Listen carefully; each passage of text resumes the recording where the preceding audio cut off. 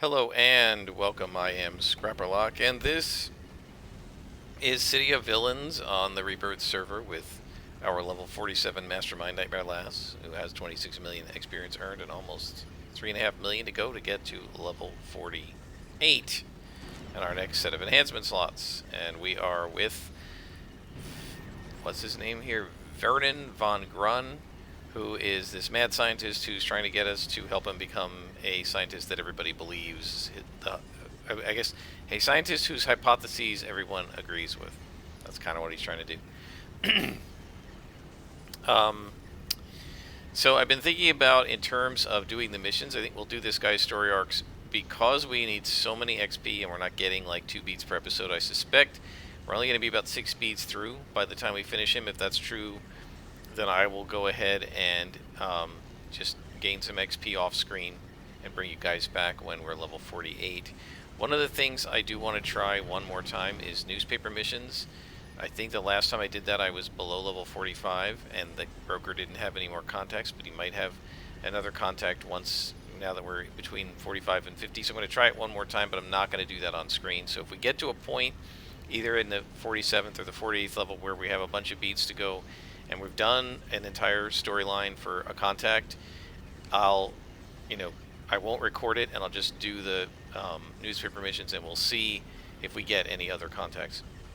So that means we're probably going to be doing this guy and maybe 2 other contacts that we have left. If we take a look on the board here, we have Ghost Widow and we have Efficiency Expert Pither, who I was just given. So my guess is maybe we'll wait till 49 to do Ghost Widows because I feel like that's the capper. So we'll do Vernon here at level 47, and then if necessary we'll go off screen a little bit, then I'll bring you back with Efficiency Expert Pither at level 48, and then we'll do Ghost Widow at 49, and then somewhere in there I'll do some newspaper missions, see if we can get another contact, so that if we don't finish level 49 with Ghost Widow, we will finish it with another contact. But right now we're doing Vernon, so let's go ahead and see what his next mission is. He says, I'm on the cusp of a major discovery. All I need is one last special subject to test and probe and dissect. And that would be a devouring earth devoured paranormal. Yes, while many of the devoured creatures were once human, a few special mutants come through the process with some of their old abilities intact, and one of those is just what I need. The target is the only one I want. The rest do not matter to me. She was once a young villainess named Pyrrhus, I believe. Her life of crime ended when she was caught by the devouring earth and underwent the devouring, transforming her, but she kept her powers. Those genetic traits will act as a key to understanding the devouring earth.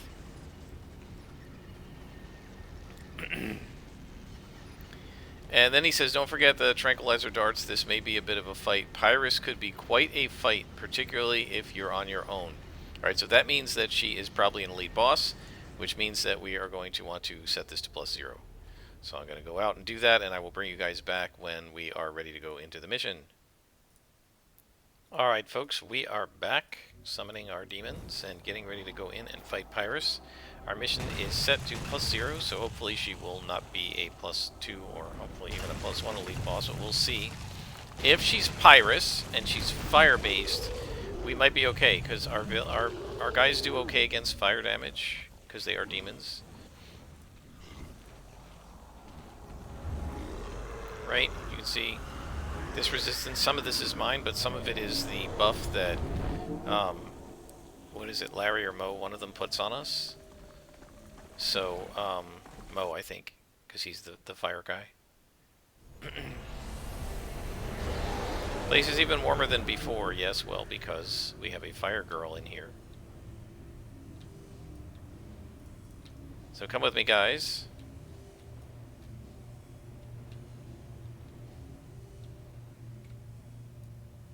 And the rest of this is going to be super easy. That's really one of the things that I don't like about having to reduce it to +0, because it makes the whole rest of the mission snore. So I do apologize for that. It won't be a big challenge for us. But And the rebels become even sillier now. They're little blue mini cons, you know? I mean, they're just little blue underlings. They just can't do anything at all. It's just, it shows you just how silly the concept of them was. I understand what the developers were trying to do, but it's just utterly pointless to have um, to have enemies spawn these little tiny blue cons that die in one hit and can't do anything to you. It's just utterly pointless. And you know, when you're fighting reds and it spawns a little orange one, maybe it's worth it. Probably not. But look at that. Look how easily they just die and they don't do anything to us. Alright, Curly. Freeze this guy up before he cairns us. There you go. That's what I'm talking about. No, he didn't do it. Let's get the cairn. We killed him before the cairn's buff took effect, though, I think. And that's because he's a yellow con and he just doesn't have a lot of hit points compared to us and doesn't have a lot of resistance.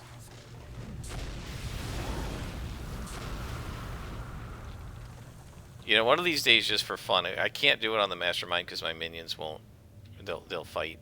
But one of these days, as a like a scrapper or when I'm like a brute, just for fun, I'm gonna leave every single rebel alive and totally ignore them, and just watch what happens, which is nothing. You know, I have like 80 of them around me. Don't touch them. They're not gonna be able to do anything.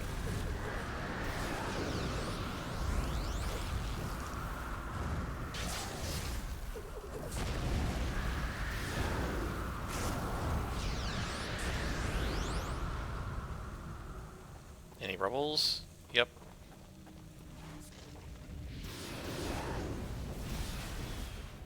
I mean, at least the Rickety monkeys can put out that AoE gas that it debuffs you a little bit, so it can kind of affect you, but the rebels can't do anything. They're just attacking you with like little one-hit point plinks, if they can even hit you. And especially when they're blue cons, they pretty much can.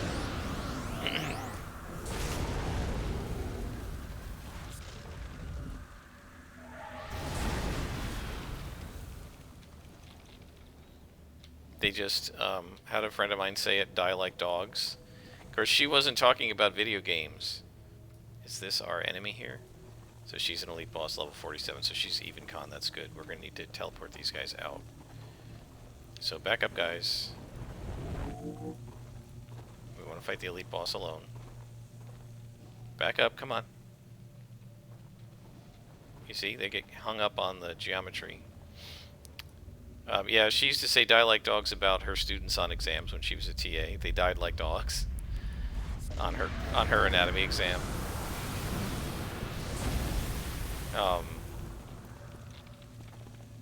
Which is, yeah, not a super nice thing to say about your students. And she was very interesting. She had been an actual nurse in the Army for years and then retired from the Army and gone to graduate school. So she had like 20 years of nursing, and we were teaching anatomy 1 and 2 to pre-nursing students, and the nursing students were trying to pull things like, say, why do we need to learn this? You don't need to learn this as a nurse. And she would say, don't tell me what you need to learn as a nurse. I was a nurse for 20 years. And she, I don't know that she was in actual combat, but she was an Army nurse. This was in the early 90s, and she'd been an Army nurse since like the early to mid 70s. So I'm not sure if she was deployed to Vietnam, but I believe she had seen some action. And she was like, look, I treated wounded soldiers. Don't tell me what you need to know as a nurse. I know it. She had a lot more credibility than the rest of us as TAs who would say to them, yeah, you need to know this, and they just wouldn't believe us.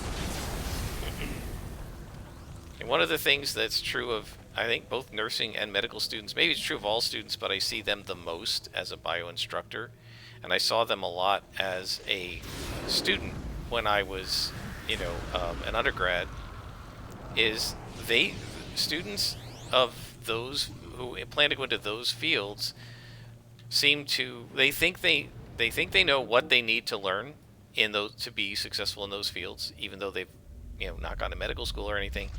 And they like to tell people that anything that's not directly related to what they want to learn is irrelevant and they don't need to know it, right? So they'll tell you, well, I don't need to learn how to write, I'm going to be a doctor. And I remember saying to my students at one point, yeah, and what happens when your head nurse decides to go to medical school and asks you for a letter of recommendation and you can't string two words together?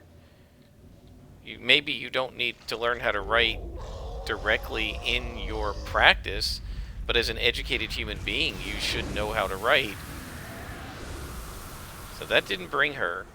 Should we take the chance of not bringing her again? I think we need to buff. I think we can go straight in, actually, because it's only one guy, right? And that guy will die really fast, so I think we're going to go straight in. Let's make sure we get our buffs going. Painbringer and Hell on Earth. Start up World of Pain. The Mez Defense. Turn on Tactics. And off we go, guys. Come on. Right in here. Attack. And I'm going to go in here and lower defenses.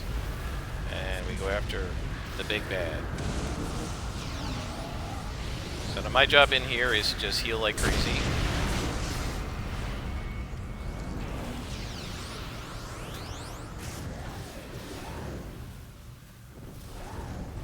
And to stay with them so that my AoE buffs work for them. Is she trying to escape? Or is she just... No, she's just trying to... Yeah, you're doing AoE fire attacks, so it's not going to do much to me. We could have probably done this at +1. I think we could take her at +1. The problem would be trying to take her at +2. And that's always the concern. And we got her, and we completed the story arc, so we got 4 reward merits. Good job, guys!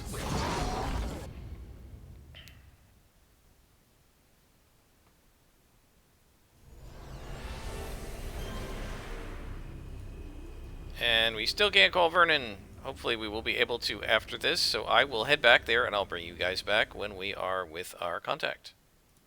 Alright, we're back with Vernon, and he says, "Oh, Pyrrhus, though minds concerned with the follies of human existence might see your life as tragedy, I must maintain my scientific detachment and see your agonized existence for what it is, my Rosetta Stone. Your genetic structure will finally unlock all the secrets of the devouring earth to me. The world has no idea what waits for it, but you, Nightmare Lass, you shall be here to see the dawning of a new day of science." Moo-ha-ha-ha-ha-ha. You handled that very well. There's someone I'd like you to meet. So we get a new contact. Alright, so that's good. Shadow Spider. Interesting. And available missions. So we're going to keep working on this guy. I mean, why not? We should have his phone number now. We finally do, so we won't have to come back here anymore. And he says, now that my basic research is complete, the next step is technological application. The design and assembly of all pieces of the apparatus I need is sadly beyond my skills, it pains me to admit it, but part of science is to gaze unflinchingly at the truth. I am not a great engineer, but I am capable enough to know where to find the pieces that I need. Are you ready, Nightmare Lass? So, we get temporary power. What is this? Vial of bees. We can summon bees. Okay, well that's sort of interesting. Excellent, you're a true friend, Nightmare Lass. Now then, the first item I will need is a telepathic. Well, that is really funny. I had a friend who was who made a character that was had telepathy and empathy, and he called his character Telempath. Anyway, Operative Grillo requested the one I was planning to use, Curse Him. Right, so he's looking for this telepathic amplifier, but I did not find out that the council has been working on it. But I did find out that the council has been working on a similar device. They most likely have it hidden in a compound, and I want you to get it.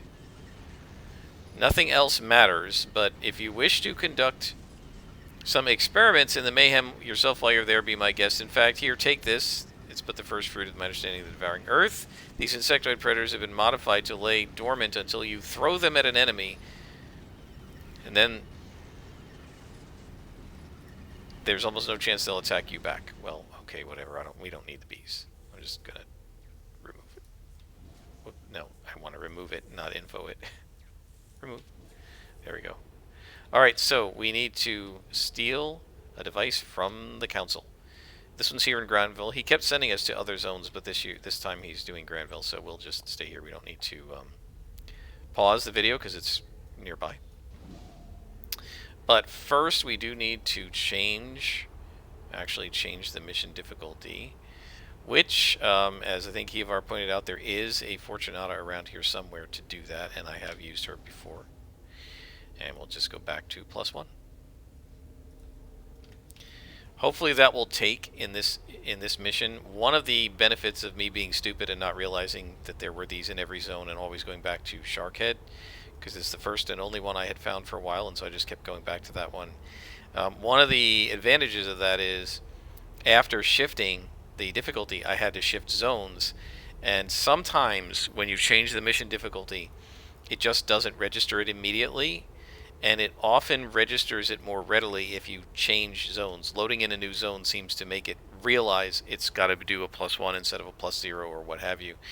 So we may be stuck on a +0 mission here, even though it says +1. It should work, but sometimes it doesn't obey. Okay, there's nobody around here, so we'll summon our guys. I just didn't want to aggro. At this point at level 47, there is nothing in the zone really that can give us trouble. The zone tops out at level 50, and there are hardly any level 50s. I think maybe up on this island. There are, like on Monster Island, there are level 50s, but other than that, I think the highest you're going to see are 47s, 48s. Right? And even these guys are actually all green cons unless they're bosses. So when we started in this zone, I used to turn invisible whenever I traveled around, because I was, you know, mostly below the level of everybody in here, but now we're equal to or above everybody's level. And we know that +2s can't really do anything to us unless they're elite bosses, so there's almost nothing for us to fear in any zone now at this point. So we need to find the amplifier. That'll probably be a glowy. And in the meantime, we can fight these guys. Go ahead. So I've been continuing to think about what I'm going to do after finishing this character. I don't have, honestly, I don't have any video games in mind. I estimated yesterday when I was working on the end of a house flipper flip with the number of homes left to do.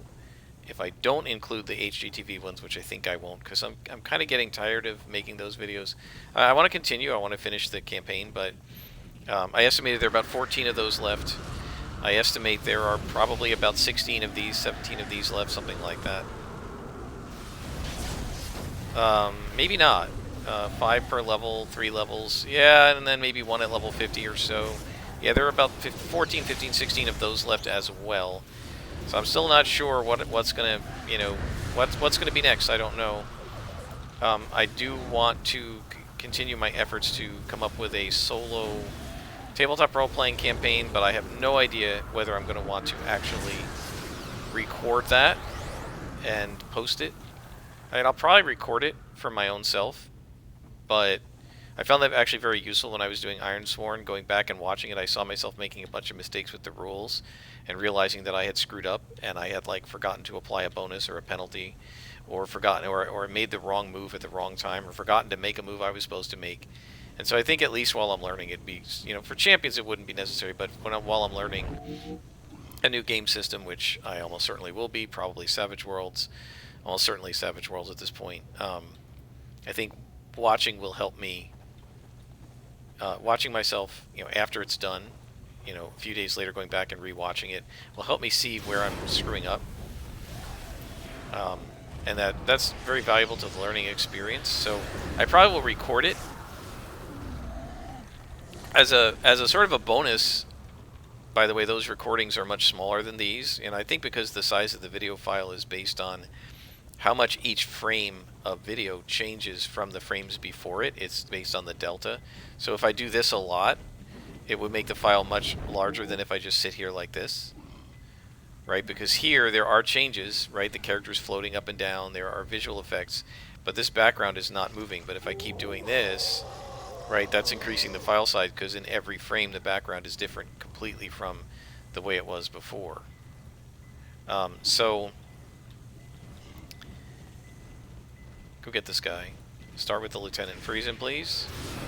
Oh, I aggroed. Oh boy, I aggroed somebody from behind. That's not good. Alright, well, we should be alright. And as I say, that meanie red lines. So, one of the benefits of doing, say, the recordings of the tabletop stuff I found using Roll20 with Ironsworn is that because almost nothing is moving except maybe opening and closing character sheets or moving the cursor around or maybe moving a token on a static map, because hardly anything is moving, the video is much smaller in size. An hour video is like 300-400 megabytes versus like one of these half-hour videos being over a gig. So it's like a quarter or a sixth the size. So I can actually record a lot of them and keep. And I hear a glowy. I record a lot of them and keep them on my hard drive, and I don't have to like worry about the space. I mean, with these videos, one reason it's important to put them on YouTube is I wouldn't be able to keep all of these videos on my hard drive because it just wouldn't. Even my big giant multi-terabyte hard drive wouldn't have the space for hundreds and hundreds of these videos, each being 3 or 4 or 5 gigabytes. So, but with these smaller files, I could keep many sessions of myself playing a tabletop role-playing game using a browser, and I would be able to easily store those. Right? It would, wouldn't even take a terabyte, and I could probably do a whole campaign. So, so I can record those with no problem. I don't need to upload them to YouTube to like have the space to keep them, essentially, which I've been doing with the other videos, and so that's worth it. I'm going to probably keep a journal as well. I mean, I feel like writing things down is very valuable to me as part of the solo roleplay process. It is partially in the actual writing that I do the roleplay. I mean, I sort of talk the dialogue out to myself, but I also think it's valuable to do the writing process as well. So I'm going to probably record it, and both verbally and visually, but I don't know if I'm going to post it. So I don't know. Besides that, I mean, that's what I'm one of the things I will be spending my time solo gaming doing. But I really don't have any video games that I'm sure I would like to record and narrate. So I just don't know. I mean, this game is just so perfect for me because I know the game really well. I enjoy the game a lot. I'm going to keep playing it regardless of whether I'm recording it or not. And so, as I said in an earlier video, if I'm playing this and not recording it, if I'm playing Savage Worlds and not posting it, whether I record it or not, I don't know if that's going to give me a lot of time to play another game and record it and post it. So I don't know. We'll just have to see. And again, you can keep posting ideas of video games. I haven't really found anything that caught my eye. But keep up. I haven't actually been watching the gaming industry for new releases. So if something has come out, I certainly have the video capability to run anything at this point with this new computer. So if something has come out and you think it might be cool to try, let me know and we can try it together. Anyway, he says, you have it. The first piece needed for my device. I haven't waited for something so eagerly since I ordered the chemistry set I used to genetically retro-engineer my dog when I was a boy. This guy's a psycho. Even then, they thought I was mad. Yes, you are mad. Available missions, he says. Now, the next 2 components I will require a bit trickier to get. The first one is a special bio-warfare dispersal unit. As I have learned from numerous attempts to build one in the past, creating them is a skill I simply don't have, but the Malta group is rumored to have one. Alright, so let's go get one from the Malta. Following along as I outline the operation, Verdian, the counterintelligence expert, is often in conflict with the Malta group, and he knows the location of the Malta base where they currently have the dispersal unit. This facility is also where they do a great deal of resupply. The agent, Veridian, originally was going to have to do this. What? The agent Viridian originally was going to have do this has come down with a sudden unexplained will of the Earth infection, so he's looking for someone to enter the base and divert some of their supply shipments to random destinations in an attempt to send the Malta Group's paranoia into overdrive. That's what I want you to talk to him about. You will do this for him, but you will also label the container with the dispersal unit in it so that its destination will not be random, but will instead reach Dr. Creed on Mercy Island. When security will be tight, you'll have to get passkeys. You might want to avoid patrols, alright? So this is going to be interesting.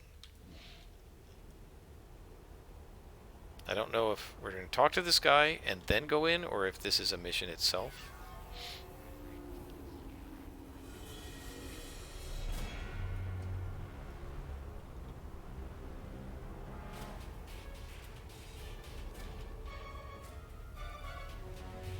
Where is this thing? Ah, it's up above us. I really do like that they put the waypoint right in your viewport. It's not only on the map. Somebody attacking me still.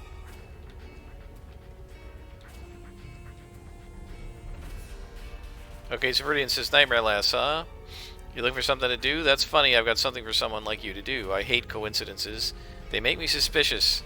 And when the agent I was going to have undertake the operation suddenly becomes sick, and then a villain comes up to me and asks if I could use some help with something, makes alarm bells in my head go off. Sure, you have a good reputation, but you could be a nemesis automaton for all I know.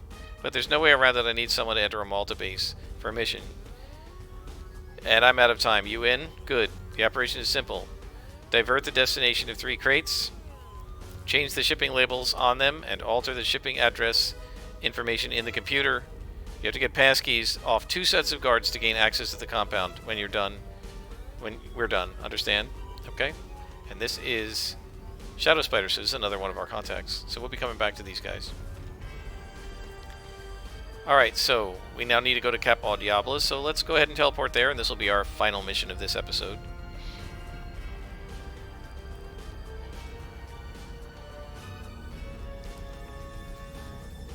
I do like the teleport straight to the mission when you have to go multiple zones. I do like that.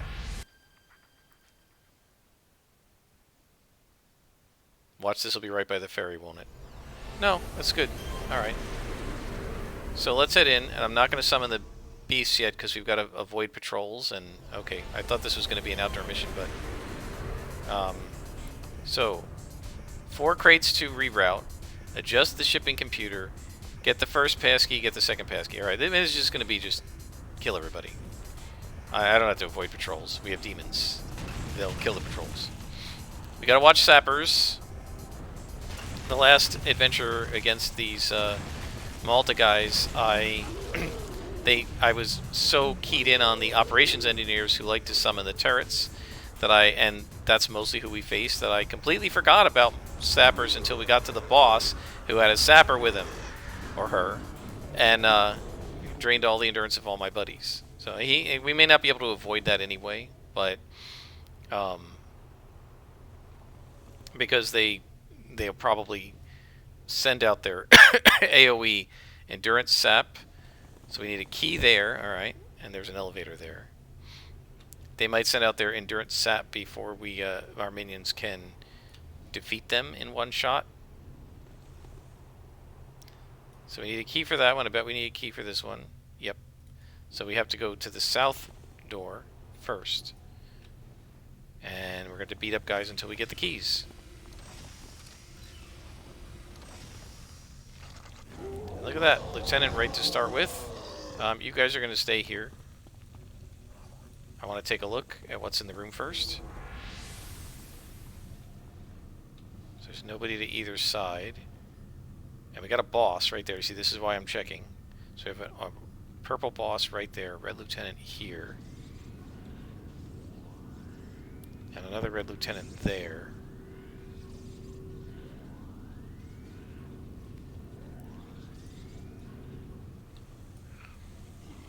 I'm going to try to pull this lieutenant. It's very hard to do, but we'll take one of these and switch to stealth and see if we can pull him. Maybe we get lucky. No, they're highly resistant. Alright, let's try shooting him.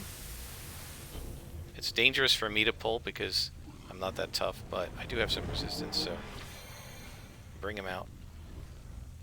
Yeah.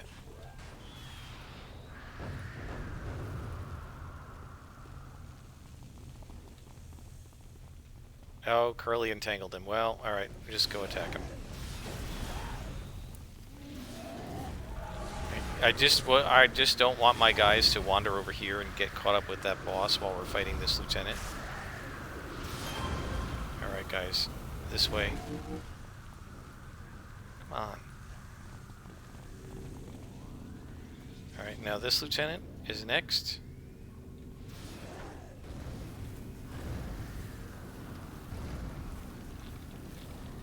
And I should be able to pull this guy over here. Yep.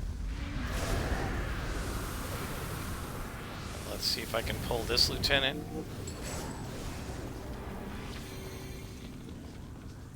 Back my guys up. Okay, that's what we want. I just want to get him away from the boss.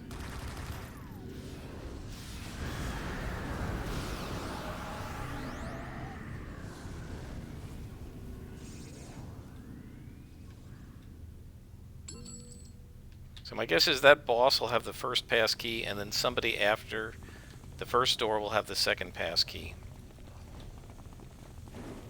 We're going to pull that guy to us, but we're going to buff first.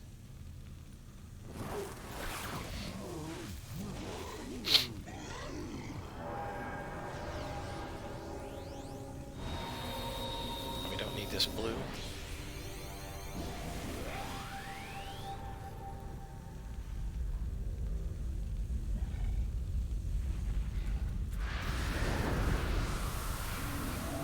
That was a perfect pull. Man, that teleport was a mistake. I took it for the wrong reason, but it has been absolutely the best power I've taken in the entire game. It has been super helpful.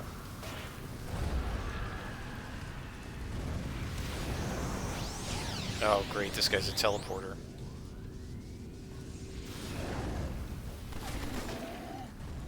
And I can't teleport him back to me because he's a boss and he has a lot of resistance.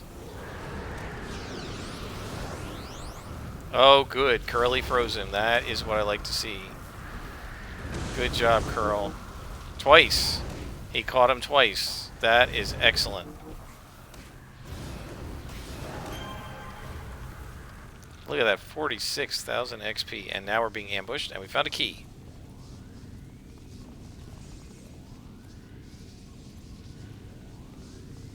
Okay, guys, deal with the ambush.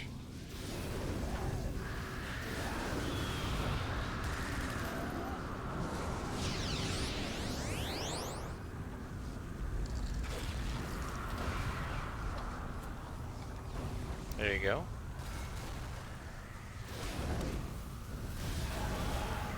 So we're going to hold here, because usually there are several ambushes.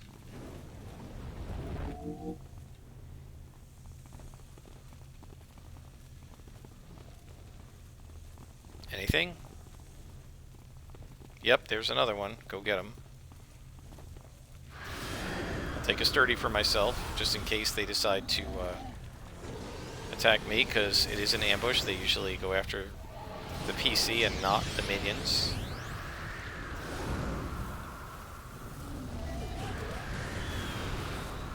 Yeah, so for my Savage Worlds game, I decided that, I think to start with, because I'm the most comfortable with the genre, other than superheroes, I'm the most comfortable with the genre of, what is that? Reroute the multi-crates, so we gotta go that way, I guess. Because I'm the most comfortable with the fantasy, other than the superhero genre, which, if I'm gonna play superheroes, I do champions. I'm gonna go with the Savage World genre. The fantasy genre in Savage Worlds, and upon thinking about, you know, what kind of campaign did I want to run, I remember reading this storyline in the D&D Beyond forums, as somebody was telling about the campaign that he had created This is weird because these two elevators are locked and we got one key. So how are we going to get into the other two? I don't know. Anyway, his campaign, which sounded really cool to me, was sort of... I mean, it wasn't supposed to be historical, but the idea was that the known world empires, you know, the elves, the dwarves, the halflings, and the humans, let's say, lived in the known world, and they had, right at the beginning of this campaign, sort of shortly before it started, they had discovered a new continent, like a new world, and they had built some initial colonies, just like port towns, and the adventurer's job was going to be to go out in this new continent and discover it and find out, you know, what empires had been there before, and you know, what races had lived there before, and, you know, find ruins and crypts and ancient secrets and monsters and so on and so forth. And I think that's actually a really cool idea. And it gives me the ability to have an unexplored world, right, or at least an unexplored continent, and I can go out and sort of randomly generate the terrain with every hex, and then, you know, make a random roll to see if there's an encounter in each hex and what's there, and, you know, we'll find an ancient ruin, or we'll find a dungeon, or whatever as I adventure. And then if there's a dungeon, I randomly generate it and go in and, you know, explore it.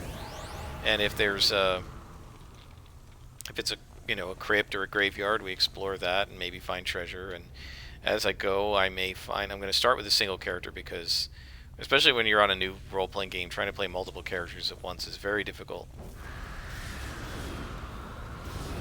So I'm going to start with a single character, and then as we find NPCs, some of them may become companions. Maybe I'll, you know, go back, you know, I can go back into the town as the starting base, and the character can find somebody to work with him or her. I think it's going to be a she, actually. My expectation is this will be some sort of a rangery type character. I'm thinking of the idea of, in Skyrim, there was this build called the Arcane Hunter, which was like bows and arrows and some spells. And I actually kind of like the idea. I don't think I ever actually ran an Arcane Hunter very far into the game, but I like the idea. Here's an ambush. And so, so I'm thinking of that. I'm making it a character that's got a bow and arrows, probably a short sword or something, and then maybe the arcane background so that it can cast just a few spells and give it like rangery or druidy kinds of spells. So yeah, I'm kind of thinking about that. It'll allow me to learn the spell and power system. Spells in Savage Worlds are like powers, and champions are called powers. And it'll allow me to learn that without it being like a hardcore wizard character. And I think that... Oh, where are you going here, buddy? You're ambushing the wrong place. I think that I'm going to try that and just do like a hex crawl. And they don't have experience points anymore in Savage Worlds. They just basically have levels, which they call advances. And you can advance about 20 times, and then you've kind of finished the character. I mean, you can go more than that if you want. But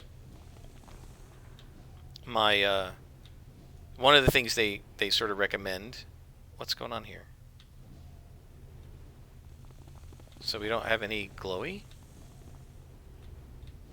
This is weird. Did I miss a glowy?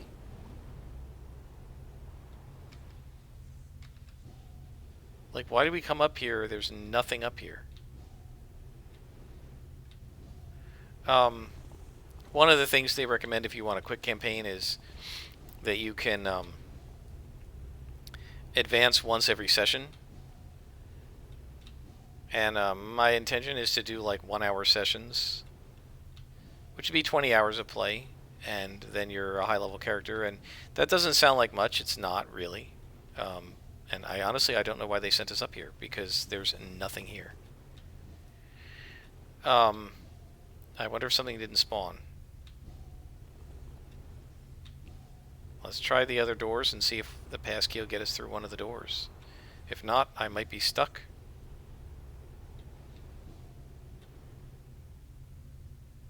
I like how they said to avoid patrols, and there aren't any patrols. There are ambushes, and you cannot avoid ambushes. Oh. Ha! I forgot this door. Okay. So this must be where they were sending us. So anyway, 20 sessions isn't a lot, especially if they're only an hour long. But it would give me a chance to, like, experience the breadth of the game at all different levels and try a bunch of stuff and explore, 20 hexes around this, or so, 20 hexes or so around the starting town, and then, I could move on and try a different campaign and do something more long-term, and it might be that I would not post and record the first, short campaign where I'm leveling quickly, and then once I know what I'm doing in Savage Worlds, I could perhaps film something. So I don't know, I have to think about it. But at least I've made a couple decisions. Savage Worlds, Fantasy, I know what the campaign is going to be like, which is, let's lower this guy's defense. The campaign is going to be, just exploring the new world, and maybe there's a little bit of a race between the different old world empires to see who can colonize more of area first. And there is a glowy. So this must be the computer. We have to change the routing manifest.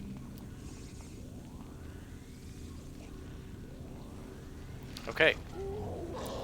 So now we need to go back and get through the other doors.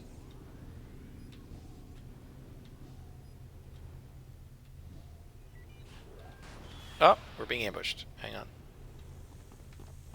Where? I heard somebody. There it is.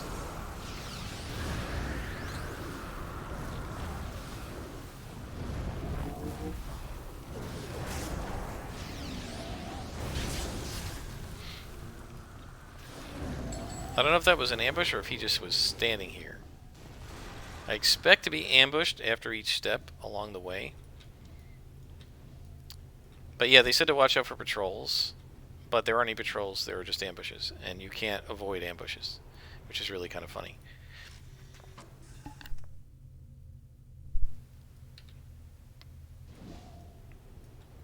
So what I've done for my Savage Worlds game is I've generated a random continent in Water Draft that's just blank.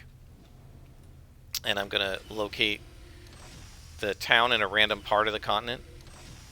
And then I'm going to randomly determine what is in the neighboring hexes. And one of those hexes is going to have some sort of a resource, and it'll depend on the hex. Like if it's mountain, maybe it'll be gold.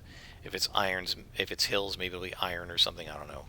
And that resource is what's important about the colony, right? The colony's there to mine out whatever that resource is, gems. And so it's like that's why they're there, and they're mining it out, and there are farms around the town, and there's the town, but they haven't really explored past that. And they've hired my character to, or asked for volunteers or something to go and explore the area so they can figure out what other resources are there, what dangers are there, and so forth. I think it's a cool premise. I actually like the idea for, running an actual campaign with other players. My Roman Empire campaign is really cool, but I kind of wish I hadn't conceived of it being as long as it is, because there are so many other cool campaign ideas that I've read about or thought of, and like I can't do any for years because this Roman game is going to go on forever. It's like, it's supposed to theoretically at least get them to level 20, and they're level 6 right now, and we've been playing for nearly a year. So it's going to be like another 2 years before we can do anything else, like try Savage Worlds or just play a different D&D campaign or what have you. And I'm stunned again. One of the really, I keep meaning to mention this, one of the really awesome things about being stunned when you're a mastermind is you can't personally do anything, but you can keep ordering your minions to move and attack. So it's not that bad, because you can still have them defend you.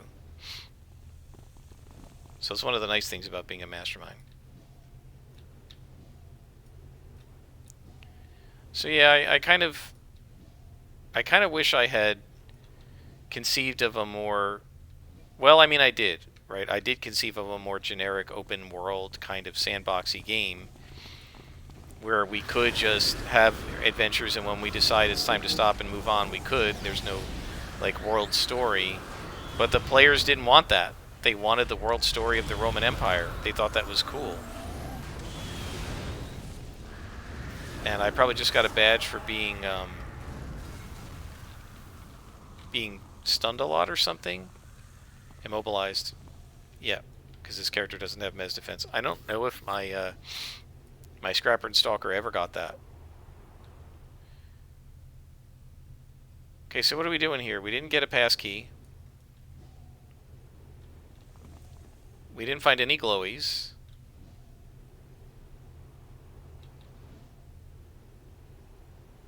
This is really a very obfuscatory mission.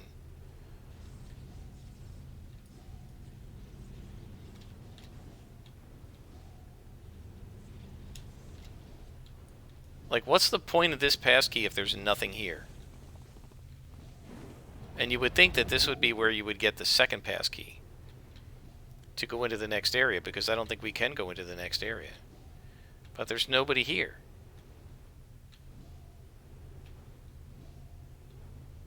What the heck? Alright, well, let's try the next level. Maybe that one's locked? Like, in other words, we can go up the elevator, but then there'll be some other door that's locked. Let's try. I'm almost certain this is going to be locked, because we need another key. No, it's open. Alright, so they decided to be very confusing about this. Let's make 2 locked doors, tell you need 2 keys, but 1 key opens both of the doors, so I guess there's going to be another door here that we have to unlock.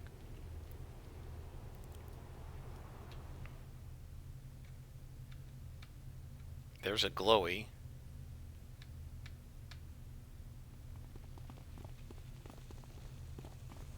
Alright, well, let's pull this guy out.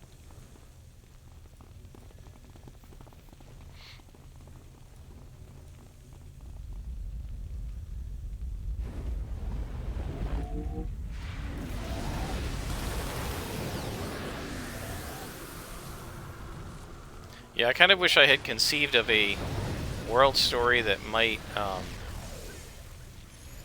held again, that might not have been quite so ridiculously long, so that I could,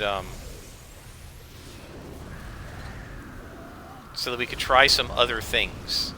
You know, one of the things I didn't really think about was, you know, how many different ways there are to do things in D&D, and how many different cool, you know, campaigns you could do in D&D or Savage Worlds or whatever. And there are some really cool ideas I've read about on the forum that I would love to try that just don't fit the Roman aesthetic at all. And yeah, I guess I should have. I guess I shouldn't have offered the Roman one to them. I mean, I really kind of wanted to do it because I thought it was really cool, and I do think it's cool. I'm just not sure. I'm just not sure that it's a good thing that it's so specific that it kind of forecloses a large number of options that I've read elsewhere that just simply don't fit with the, not just the Roman aesthetic, but also just the campaign that I came up with. Sounds like there might be another boss up there. There's a sapper. Right, let's pull him down.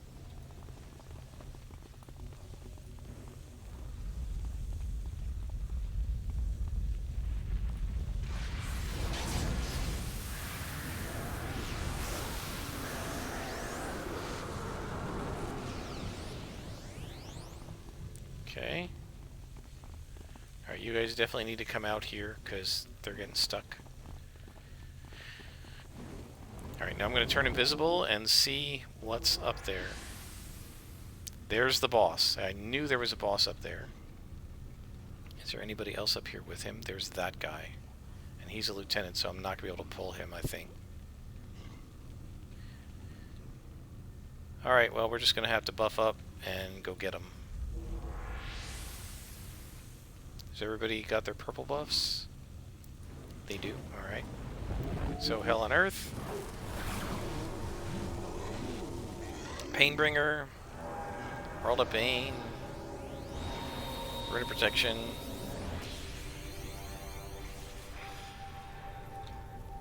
Up we go. Get him. Let me go in here and try to lower both of their defenses.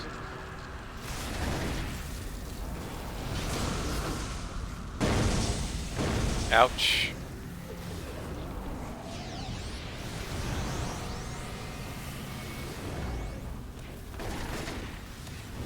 So this will be the second key, and I guess this door needs the key, which is kind of silly, right? You're going to put the guy who has the key in front of the door that you have to unlock, and you have to defeat him to get into the door anyway, so why give him the key? That doesn't make any sense. To me, that, like, in terms of map and dungeon logic, and one of our guys got stuck in the door, didn't he? Just in terms of map logic, it's just kind of silly to me. Oh, and by the way, I didn't unlock that door. He did. I've never seen the point as a DM of having a guy stand in front of a door planning to fight anyone who comes to go through the door and giving him the key to the door. If you gotta fight him anyway, why give him a key? Just leave the door open. Oh, and we're being ambushed. Oh, that was stupid. I forgot about that. Come over here, guys. Don't aggro whatever's in the next room. Let's do the ambushes. There's a gunslinger in there. Not sure what else.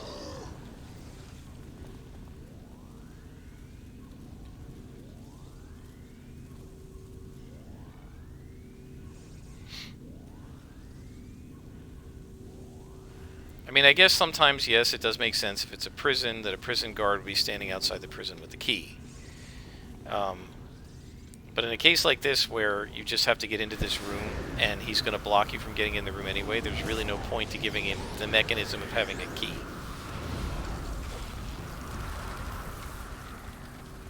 Sapper, go get him. Kill him quick. Kill him quick. Nope, he drained everybody's endurance. They're alright. So now we're changed this address. 2 crates to go.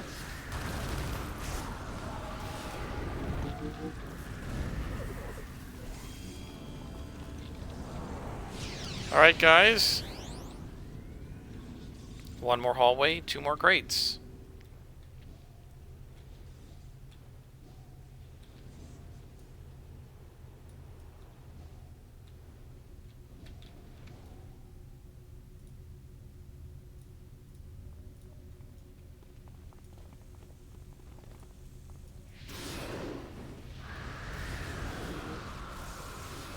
Where are the other guys?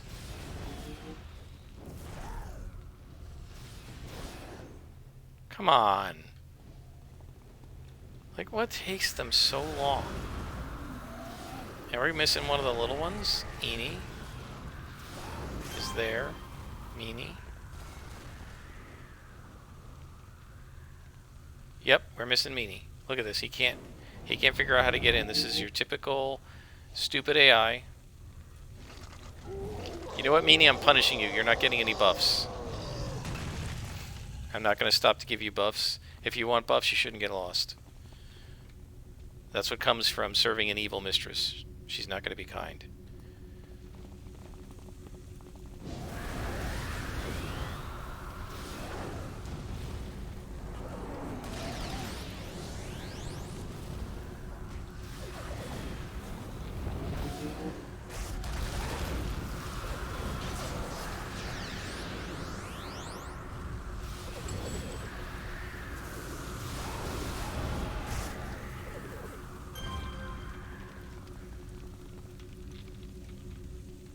Let's teleport this guy down.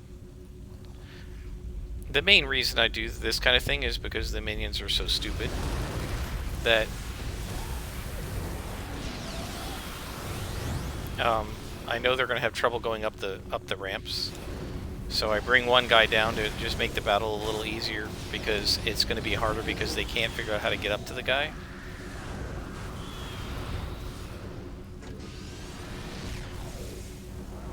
Oh, I ran into the choke. Is there a glowy? There's a glowy right there. Let's go get that while my guys fight.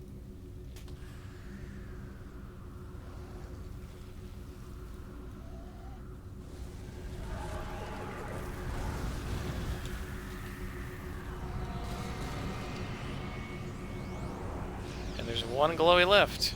And we know right where it is. Maybe we don't. It's this way. There it is.